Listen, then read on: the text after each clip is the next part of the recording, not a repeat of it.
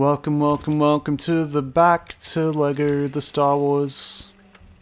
Nailed that. So we've all been captured, if you remember from last part from yesterday, we were captured by Jango Fett and a bunch of droidicas and a bunch of bad guys, and now the good guys are coming to rescue us from the bad guys. But right now we're going to be playing as a character who we have not been playing as up to this point. We're playing as Mace Windu, who is on the Jedi Council, and he's actually pretty freaking cool. So the gimmick with this level is that you're rescuing all the characters as you go.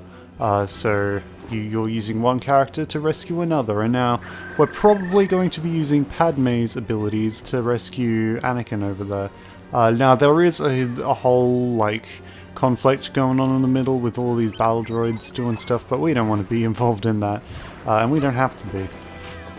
Except we got to deal with these guys. These guys we actually have to kill. Also, these little mines that are everywhere, they'll explode, but if you don't get blown up by them, then they will grant you a power-up, so it's actually worth blowing them up. In fact, what's great is while you are powered up and invincible, you can just walk into those, you can just walk straight into those explosions and just pick one up. In the movie, this is just a giant, in the movie Attack of the Clones, the scene that this level is based off is just a giant battle with like 1 million Jedi at once. And by 1 million, I mean like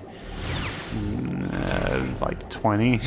I don't know. But a fair number of Jedi, more Jedi than we have seen on screen fighting at the one time than ever before. And, oh, we got True Jedi. Didn't see that coming. And that scene in the movie is... I don't like that scene. A lot of people do.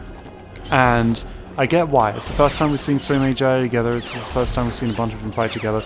But it's just a bunch of light, you know? Just a bunch of lightsabers deflecting a bunch of blaster bolts, and that's all that it is. Just a bunch of lights and movement, and you see random Jedi getting hurt and getting killed and killing battle droids and stuff, and it's just endless shots of Jedi fighting droids over and over and over, and it's a really repetitive, bland scene. And it's an action scene. It's supposed to be exciting, but it absolutely isn't. At least that's my take on it.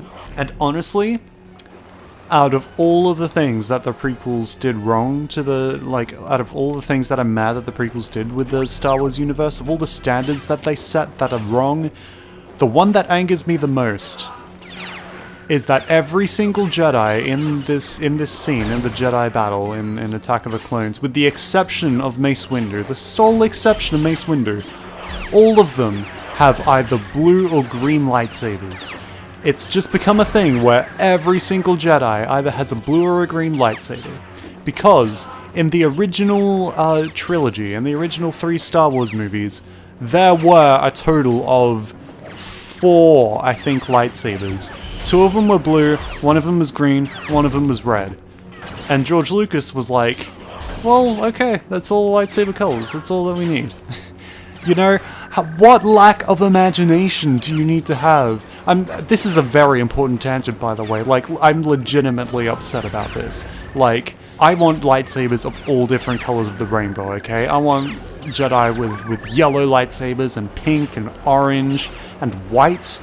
You know, I want, and in the expanded universe, you know, in spin-off comics and video games and whatnot, then it became standard to give Jedi all sorts of different colors, like lightsaber colors and stuff. Like, different lightsaber colors technically exist, although they are rare, in the extended universe.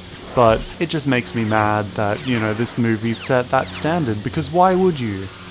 You know, one part of this entire battle that they did not include in this movie is in this level, is the best part of the scene in the movie, because the scene begins with a bunch of creatures being set loose on our heroes, you know, like an actual gladiatorial fight, and like weird like space alien creatures, and it's really cool. And then Jango Fett's just straight up running away from us now because we keep beating him up. And yeah, that's something that doesn't make any sense to the movie. In the movie, Mace Windu straight up kills Jango Fett.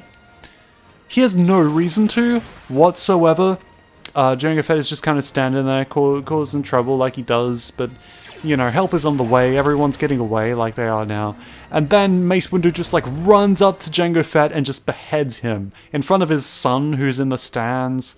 Like, the Jedi in the prequels just have no morals whatsoever, and that little bit, the Mace Windu killing Jango Fett, it's always what my mind goes back to when it's like, what? We're supposed to be rooting for the Jedi in the prequels? And if we're not, why? You can't build a compelling narrative unless you've got, like, heroes that you're supposed to... Well, you can, but you gotta be smart about it. George Lucas was not smart about it. Next time, I will continue to avoid talking about the video game and instead just talk about the movie for 17 hours. See you then.